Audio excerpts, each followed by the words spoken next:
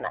আজকেও আমরা বিষয়ভিত্তিক আলোচনা বেশ কটি বিষয়ের মধ্যে একটি হচ্ছে হোম কেয়ার নিয়ে আমরা আলোচনা করব আজকে। তার কারণটি হচ্ছে হোম কেয়ার নিয়ে অনেকগুলো নতুন খবর আছে, সেই খবরগুলো নিব।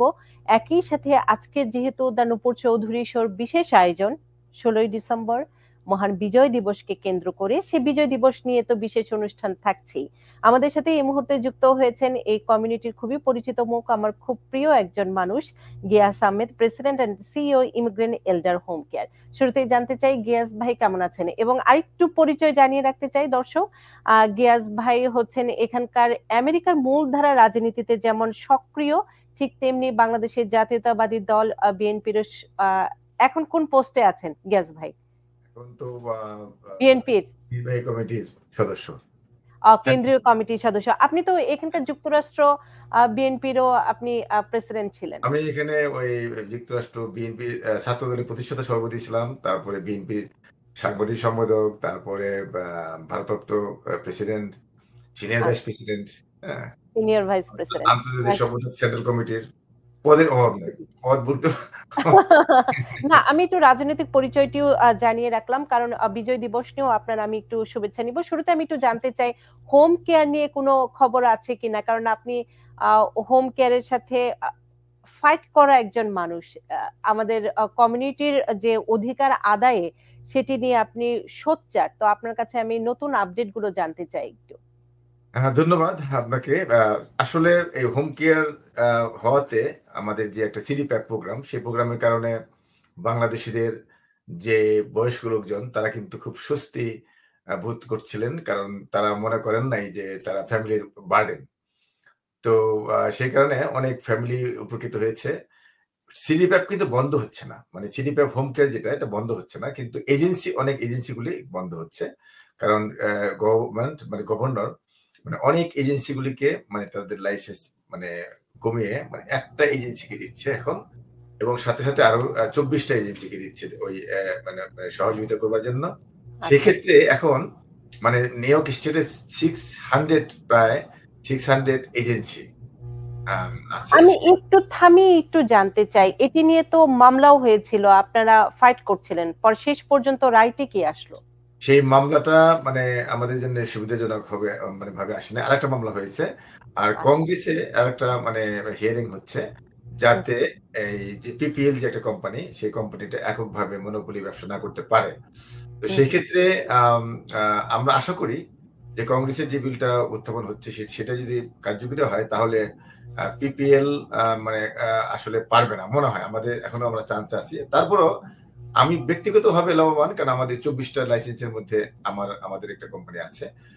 বাট আমি আমার কথা ভাবছি না, আমি সামগ্রিকভাবে সবার কথা ভাবছি, এবং সামগ্রিকভাবে সবার কথা ভাববার কারণেও এখনো পর্যন্ত আমরা লবিং করে যাচ্ছি যে যেভাবে আছে সকলেই এই সহযোগিতা মানে এই অংশদারিত্ব হোক।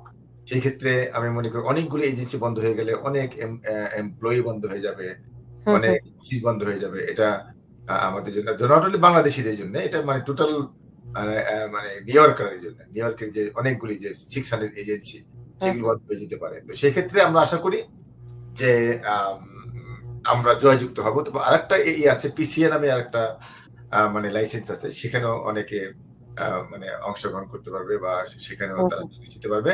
তবে বটম লাইন হলো সিডিপ্যাপ বন্ধ হচ্ছে না। এখানে কিন্তু যারা নাকি রোগী বা কেয়ার গিভার, তাদের কিন্তু আতঙ্কিত হবার কোনো সুযোগ নেই। যদিও মানে একটা কোম্পানির কাছে যাবে বা 24টা কোম্পানির কাছে যাচ্ছে, তারা বর্তমানে যে সার্ভিসটা যে কোনো যে কোম্পানির কাছ থেকে নিচ্ছে, হয়তো সেই কোম্পানির কাছ থেকে সার্ভিসটা সে পাবে না, কিন্তু অন্য একটা এজেন্সির কাছ থেকে পাবে। আচ্ছা, তার মানে যারা সেবাটি নিচ্ছেন কিংবা দিচ্ছেন তাদের ক্ষেত্রে সরাসরি প্রভাব ফেলবে না, প্রভাবটি ফেলছে যারা অর্গানাইজেশন মানে হোম কেয়ার প্রতিষ্ঠানগুলো, সেগুলোর অনেক কাঠামোগত পরিবর্তন আসছে। আমি এক্ষেত্রে একটু জানতে চাই, বাংলাদেশে কোন কোন হোম কেয়ার এই 24টি প্রতিষ্ঠানের মধ্যে আছে? আপনারটি আছে আপনি বললেন, আর কোনটি? বাংলাদেশিদের কোনো এজেন্সি এখন পর্যন্ত নাই। তবে আমি যেটা আছি, মানে আমি তো একটা কোম্পানির ইমিগ্রেন্ট এল্ডার হোম কেয়ার যেটা আছে, আর একটা কোম্পানি আমি পার্টনার, কমিটেড হোম কেয়ার, সেই কোম্পানিটা পেয়েছি। সেই কোম্পানিটা বাংলাদেশি মানে ওন করে না, মানে আমি পার্টনার ছাড়া, ওটাকে আমেরিকান কোম্পানি। তো সেই কারণে মানে ইন জেনারেল বাংলাদেশী কোনো কোম্পানি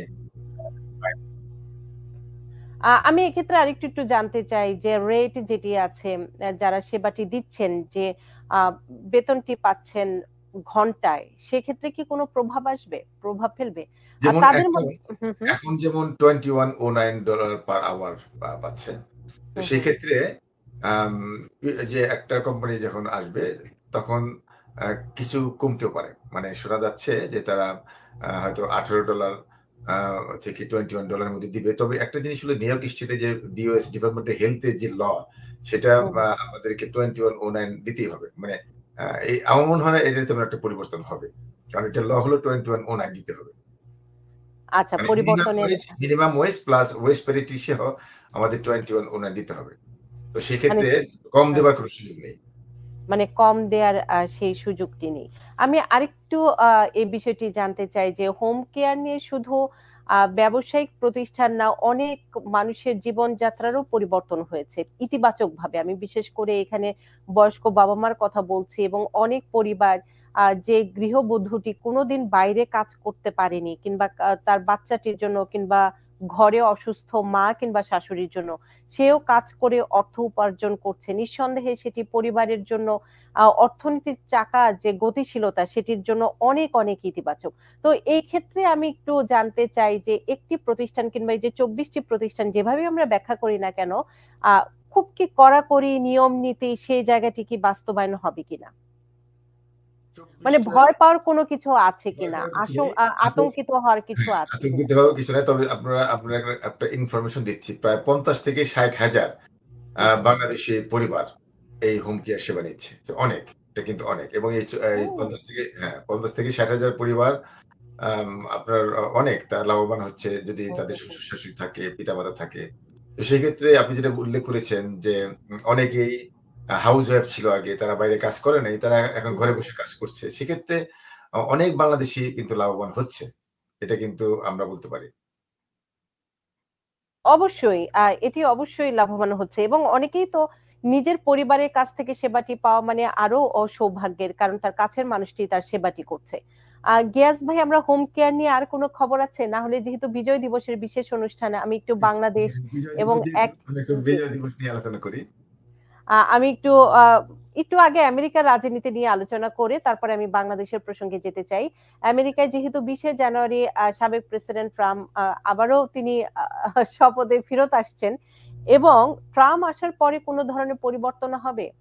ইতিবাচক কিংবা নেতিবাচক? কিভাবে এবার আমরা কিন্তু এবার বিষয়টিকে এবার ব্যাখ্যা কিন্তু করব? এবার কিন্তু আপনারা দেখেছেন যে আমরা বিশেষ করে অনেক মুসলিম বাংলাদেশী সহ অনেক মুসলিম তারা কিন্তু এবার ডোনাল্ড ট্রাম্পকে ভোট দিয়েছে এবং মুসলিম ভোট ম্যাটার্স এই স্লোগান নিয়ে আমরা কিন্তু এবার ক্যাম্পেইন করেছি। কারণ মুসলিম ভোট আপনারা জানেন যে ইলেকটোরাল কলেজ সিস্টেমের কারণে মাত্র ৩ টা থেকে ৫ টা সুইং স্টেট কন্ট্রোল করে ডিসাইড করে যে কে হবে পরবর্তী প্রেসিডেন্ট।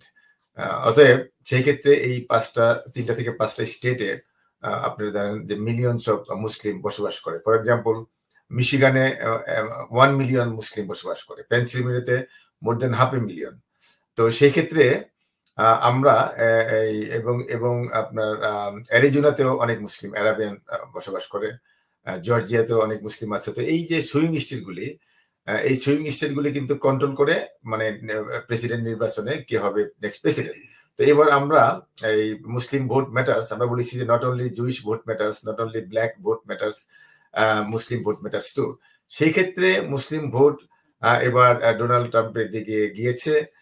ফলে ডোনাল্ড ট্রাম্প কিন্তু জয়যুক্ত হয়েছে এবং ডোনাল্ড ট্রাম্প তার নির্বাচনী বিজয়ের যে ভাষণে তিনি বলেছেন, তিনি কিন্তু মুসলিম ভোটের কথা বলেছেন, উল্লেখ করেছেন। এই প্রথম কোন প্রেসিডেন্ট আমেরিকার ইতিহাসে বলেছেন যে হ্যাঁ, মুসলিম ভোট ম্যাটার্স এবং ধন্যবাদ দিয়েছেন এবং আরব ভোটকেও ধন্যবাদ দিয়েছেন। তো এই ক্ষেত্রে আমরা প্রাথমিকভাবে বিজয় হয়েছি। আর আপনার যত মানে বর্ষে গর্জে না কথা আছে না? যত কি গর্জে তত বর্ষে না। তো সেক্ষেত্রে আমরা কিন্তু ডোনাল্ড ট্রাম্পকে জানি সে একজন রেসিস্ট, সে একজন খারাপ লোক, খুব মানে অ্যারোগ্যান্ট। হ্যাঁ, কিন্তু বাস্তবে কিন্তু আমরা দেখেছি তার লাস্ট 4 ইয়ার্স আমরা কিন্তু দেখেছি যে সে মিডল ইস্টে কিন্তু যুদ্ধে জড়ায়নি। সে ওই ধুমকি টুমকি দিয়ে মানে মোটামুটি মানে ম্যানেজ করেছে।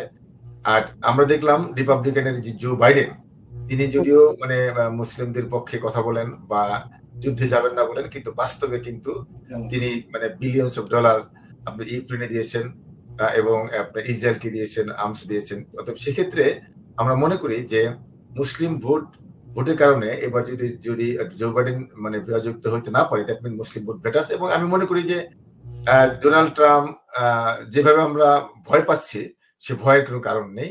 আর তাছাড়া এই যেভাবে বর্ডার দিয়ে ইলিগাল লোকজন এসে আসছে বা এখনো পর্যন্ত আসছে, এসেছে, অনেক ক্রিমিনালও এসে গেছে। তো সেই ক্ষেত্রে এটা তো অবশ্যই আমেরিকার নিরাপত্তার ক্ষেত্রে আমরাও চাই যে বর্ডারটাকে সিকিউর করা হোক, এবং যেভাবে আপনার ক্রাইমের সংখ্যা বেড়ে যাচ্ছে, তো সেটা কন্ট্রোল করতেই হবে। তো সেদিক থেকে আমরা এটাকে সাধুবাদ জানাই যে বর্ডারটাকে ক্লোজ করতে হবে। এবং আপনারা জানেন যে ইমিগ্রেশনের ব্যাপারগুলি রিপাবলিকানই কিন্তু দেখেন 2 বার জেনারেল অ্যামনেস্টি দিয়েছে। এই বড় বড় যে অ্যামনেস্টি দিয়েছে, জেনারেল অ্যামনেস্টি, র এসব কিছু কিন্তু আপনার রিপাবলিকান পার্টি দিয়েছে। সেক্ষেত্রে আমরা মানে আতঙ্কিত হবার কিছু নাই। আমরা মনে করি যে রিপাবলিকান পার্টি মনে হয় অ্যান্টাই মানে ইমিগ্রেন্ট, বা তারা কিন্তু দেশের পক্ষে। দেশ যদি না গিয়াস ভাই, আমি একটু ছোট্ট করে একটু যুক্ত করতে চাই। রিপাবলিকান পার্টির প্রতি ভয় না, ভয় হচ্ছে ট্রাম্পকে নিয়ে। কারণ আপনিও খুব ভালো করে জানেন, আপনি এখানকার মূলধারা রাজনীতি করেন। ডোনাল্ড ট্রাম্প কোনো তথাকথিত রাজনীতিবিদ নন, তিনি একদম রাজনীতির বাইরে থেকে আসা একদম আনপ্রেডিক্টেবল একজন মানুষ।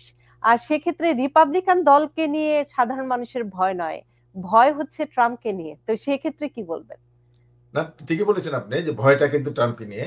তো ট্রাম্প, বললাম যে ট্রাম্প আসলে একক সিদ্ধান্ত নেন। তিনি একটু একনায়কতান্ত্রিক। তো তাকে কেউ যদি ওই ডানপন্থী যারা আছে তারা যদি পুশ করে, তাকে কিন্তু কোনো কাজ করাতে পারবে না। অন্যদিকে ডেমোক্রেটিকের মধ্যে আপনার একটা প্রেশার গ্রুপ থাকে, ডানপন্থী একটা গ্রুপ থাকে, মিডিয়া গ্রুপ থাকে, এরা পুশ করে তাদেরকে মানে আপনার ওই যুদ্ধে যেতে বাধ্য করে। তো সেক্ষেত্রে আমি মনে করব যে যতই সে মানে একটু বেশি কথা বলুক না কেন, আমরা মনে করি সে যুদ্ধে জড়াবে না। আর ইসরায়েলের ব্যাপারটা মনে করেন, ইসরায়েল তার নিজস্ব গতিতে চলবে। ইসরায়েল কিন্তু আমেরিকার প্রেসিডেন্টের কথা শুনে না। ইসরায়েল তার মানে তাদের যে এজেন্ডা আছে, সেই এজেন্ডা বাস্তবায়ন করবার জন্য কাজ করবে। তবে আমি মনে করি যে ইউক্রেনের যুদ্ধগুলি বন্ধ হবে। ডোনাল্ড ট্রাম্প এবার সে বিলিয়নস অফ ডলার কিন্তু দিচ্ছে না। তো সেক্ষেত্রে আমেরিকার ভিতরেই কিন্তু অনেক সমস্যা আছে। আমেরিকার ভিতরেই তো অনেক হাউজিং প্রবলেম আছে, অনেক আপনারা জানেন যে এখনো পর্যন্ত অনেক বেকার আছে। তো সেই ক্ষেত্রে আমি মনে করব যে আমেরিকার ভিতরে আমাদের এই টাকা প্রয়োজন। সেক্ষেত্রে তিনি যে প্রবেশ করেছেন, ওয়াদা দিয়েছেন যে আমেরিকা ফার্স্ট, এবং আমেরিকার অর্থনীতি তিনি উন্নয়ন করবেন, সেদিকে তিনি নজর দেবেন। কারণ সে বিজনেসম্যান, সে যতই পলিটিশিয়ান হোক তার চেয়ে বিজনেসম্যানরা সে বড়। সে এটাকে বিজনেস হিসেবে দেখে। একটা ডলার যদি চলে যায় তার কিন্তু এটা লাগে। সেক্ষেত্রে আমি মনে করব যে আতঙ্কিত হওয়ার কিছু নাই। যে সমস্ত আইনগুলি আছে, যেমন মনে করেন ইলিগালদেরকে বের করে দেওয়া, যারা নাকি ডিপোর্টেশন আছে সেটা বের, সেটা কিন্তু সবসময় হচ্ছে, ডেমোক্রেটিক পার্টির সময় হচ্ছে। আমরা কিন্তু ওটা দেখি না, কিন্তু ওই ভয়ের কারণে আমরা মনে করি ডোনাল্ড ট্রাম্প মনে হয় আমাদেরকে বের করে দেবে। এমন ভয়ের কিছু নাই, আতঙ্কিত হবার কিছু নেই। আমি একটু শেষ করতে চাই। বিজয় দিবস আজকে, আমার বিজয় দিবসের বিশেষ অনুষ্ঠান, এবং আজকে এই প্রবাসে আমেরিকায় জন্ম নেয়া যারা ছোট ছোট প্রবাসী বাংলাদেশী আছেন, একদম আমি বলবো নতুন প্রজন্ম এখানে জন্ম নেয়া, তাদের মাধ্যমে মূলত আমি আজকে বিজয় দিবসটি করব। তারা কিভাবে বাংলাদেশের বিজয় দিবস, স্বাধীনতা, মুক্তিযুদ্ধকে দেখে। আপনি যেহেতু বাংলাদেশের একটি বড় রাজনৈতিক দলের প্রতিনিধিত্ব করছেন, আপনার কাছে আমি একটু জানতে চাই, বাংলাদেশের বিজয় দিবস, স্বাধীনতা, মুক্তিযুদ্ধ আপনি কিভাবে ধারণ করেন, লালন করেন এবং শ্রদ্ধা ভরে স্মরণ করেন, আপনারটি আমি একটু জানতে চাই। Thank you. আসলে আপনি যে পলিটিক্স এর কথা বলেছেন, রাজনৈতিক দল, আমাদের বিএনপি যে রাজনৈতিক দল, সে বিএনপির যে প্রতিষ্ঠাতা শহীদ প্রেসিডেন্ট জিয়া রহমান, তিনি কিন্তু যুদ্ধের ঘোষণা দিয়েছেন, স্বাধীনতার ডাক দিয়েছেন। তিনি কিন্তু কারোর জন্য অপেক্ষা করেননি। একটা সৈনিক হিসেবে তার যে দায়িত্ব, যখন পাকিস্তানের যে হানাদার বাহিনী বাংলাদেশের উপরে ঝাঁপিয়ে পড়লো, তখন আপনারা দেখেছেন যে আওয়ামী লীগের শেখ মুজিবুর রহমান তিনি স্বেচ্ছায় মানে আত্মসমর্পণ করেছেন। তিনি ঘোষণা দেননি তারা উচিত ছিল ভারতে গিয়ে যুদ্ধ পরিচালনা করবার। ইয়াস ভাই সে বিতর্কে আমরা না যাই। না, আমরা না উন্নত সেই ক্ষেত্রে ভাষা থেকে শুরু করে ছাত্র ঠিক সমাজের আছে। ইতিহাস থ্যাংক ইউ, আমরা থ্যাংক ইউ। জানি। তো সেই ক্ষেত্রে আমরা যেহেতু এখানে ছোট, ছোট ছেলেমেয়েরা আছে আমরা সেই রাজনৈতিক বক্তব্যে না যাই। আমি শুধু একটু বাংলাদেশের বিজয় দিবস শ্রদ্ধা রাইট। ভরে আমরা কিভাবে অবশ্যই প্রবাসে সেক্ষেত্রে স্মরণ করি আমি যেহেতু আমি বিএনপি করি সেটা অবশ্যই আর বিজয়টা আমাদের কাছে তো জি। অবশ্যই একটা গৌরবের ব্যাপার। এটা আমরা সেলিব্রেট করে আসছি এবং হুম, আমরা হুম। আমেরিকাতেও প্রতি বছর করি এবং এই বিজয়ের যারা শহীদ হয়েছেন, যারা অংশগ্রহণ করেছেন তাদের প্রতি শ্রদ্ধা, তাদের পরিবারের প্রতি শ্রদ্ধা আমরা জানাই এবং পাশাপাশি আমরা এটা উল্লেখ করতে চাই যে স্বাধীনতা একবার অর্জিত হওয়ার পর সেটাকে ধরে রাখা কিন্তু কঠিন। সেক্ষেত্রে যুগে, যুগে আপনার এই বিভিন্ন পরাশক্তিদের বিরুদ্ধে বা প্রতিবেশী কোন রাষ্ট্র যদি মানে বাংলাদেশকে আক্রমণ করে সেটার বিরুদ্ধে আমাদের লড়তে হবে। সেই কারণে আমরা তো এই ২৪শে যে অগাস্ট ২য় মুক্তিযুদ্ধ হলো সেই মুক্তিযুদ্ধকে আমরা স্মরণ করি। কারণ আপনারা জানেন এই ২য় মুক্তিযুদ্ধের মাধ্যমে গণতন্ত্র ফিরে পেয়েছে, ফ্যাসিস্ট সরকার বিদায় হয়েছে। তো সেই ক্ষেত্রে মানে ৭১ এর যে মূল চেতনা সেটা যখন ভুলণ্ডিত হয়ে যায় তখন এইটাকে আমরা মানে এই ২য় মুক্তিযুদ্ধের মাধ্যমে আমরা ফিরে পেয়েছি। সেক্ষেত্রে আমরা সবই কিন্তু আমাদের কাছে গুরুত্বপূর্ণ। আমরা ৭১ যেমন আমাদেরকে আমাদের শরীরে আমাদের রক্তে বহন করে, আমাদের জাতীয় পতাকা আমাদের বাংলাদেশকে বহন করে সারা বিশ্বে। সেক্ষেত্রে আমরা গর্বিত। দেখেন পশ্চিমবঙ্গের বাংলা কিন্তু বিলীন হয়ে গিয়েছে। পশ্চিমবঙ্গের বাংলা পৃথিবীতে কেউ চিনে না। আমরা অথচ বাংলাদেশ, আমরা বাংলাকেই, বাংলা ভাষাকে আমরা কিন্তু সারা বিশ্বে প্রতিষ্ঠা লাভ করেছি এবং জাতিসংঘে আমাদের যে বাংলা ভাষা স্বীকৃতি পেয়েছে এবং বিভিন্ন শহরে সারা বিশ্বে কিন্তু বাংলা ভাষা আমাদের এখানকার মেইনস্ট্রিমে এই আপনারা দেখবেন সাবওয়ের ভিতরে, ট্রেনের ভিতরে, বাসে, আপনার বিভিন্ন অফিসে, সরকারি মন্ত্রণালয়ে দেখবেন বাংলা ভাষা আছে এবং বাংলা ভাষার ব্যাপারে ইংলিশের সাথে, সাথে বাংলা ল্যাঙ্গুয়েজ আছে। তো সেক্ষেত্রে আমরা গর্বিত। আমরা মনে করি যে এই ৭১ সনের যে রক্তক্ষরণের মাধ্যমে অর্জিত এই স্বাধীনতা আমরা টিকিয়ে রাখবো এবং যুগ, যুগ ধরে এটা টিকে থাকবে ইনশাআল্লাহ। অবশ্যই, অবশ্যই। গিয়াস ভাই আপনার প্রতি অনেক, অনেক শুভেচ্ছা। আপনি কালকে বাংলাদেশে যাচ্ছেন। তারপরেও তার আগে আপনি আমাদের সময় দিলেন এবং বাংলাদেশে আপনি ভালো থাকুন, সুস্থ থাকুন। কোন ছোট্ট করে দর্শকদের কিছু বলতে চান? Thank you. যে আসলে দেখেন এই একটা স্বাধীন দেশে এই আপনার এই ১৪-১৫ বছর পরে দেশে যাচ্ছি। মানে আমাদের যাওয়ার নিষেধাজ্ঞা ছিল। আমাদের এয়ারপোর্টে আমাদের লাল লাল দাগ ছিল। তো সেক্ষেত্রে একটি স্বাধীন দেশে আজকে বিজয়ের এই মাসে যে আমরা কত মানে উল্লাসিত যে বাংলাদেশে যাচ্ছি এবং কত আমরা কত আনন্দিত যে আমাদের কোনো শঙ্কা থাকবে না। আমরা এই ১৪টি বছর দেখেছি স্টেট ডিপার্টমেন্টের মানে ওয়েবসাইটে লেখা থাকতো যে বাংলাদেশে ভ্রমণ করা ঝুঁকিপূর্ণ। তো যে দেশে ভ্রমণ করা ঝুঁকিপূর্ণ সাধারণ মানুষের জন্য। আর আমরা যারা মানে সরকারের সমালোচক, আমরা যারা আওয়ামী লীগের সমালোচনা করেছি, শেখ হাসিনা আসলে বিক্ষোভ করেছি, তাদের জন্য তো আপনারা দেখেন ভয়ংকর। মানে ধরে নিয়ে আয়না ঘরে নিয়ে মানে কোনো বিচারবিহীন। তো এই যে অবস্থা থেকে আমরা মুক্তি পেয়েছি, এই কারণে আমরা বাংলাদেশে যাচ্ছি কালকে। এটা একটা আনন্দের এবং আমরা স্বাধীনভাবে মুক্ত আকাশে বেড়াবো এই আশা ব্যক্ত করছি। আর এটাই আমরা চাই যে বাংলাদেশের প্রতিটি নাগরিক যে দলেরই থাকুক না কেন দেশটি কিন্তু আমাদের। আর শুধু দলীয় কারণে যেন কারো জন্য নিষেধাজ্ঞা না হয় সে প্রত্যাশাটি সবাই আমরা করতেই পারি। এটাই আমরা চাই। কারণ গিয়াস ভাই এখানে প্রতিষ্ঠিত একজন মানুষ। তিনি বাংলাদেশে যাচ্ছেন জাস্ট ভালোবাসা থেকে। এটাই কিন্তু স্বাভাবিক যে আমরা সেটাই চাই যে যারা প্রবাসে থাকি আমরা যেন নিশ্চিন্তে আমার মাতৃভূমির কাছে আমরা একটু যেতে পারি, থাকতে পারি। তারপরে ফিরে আসতে পারি।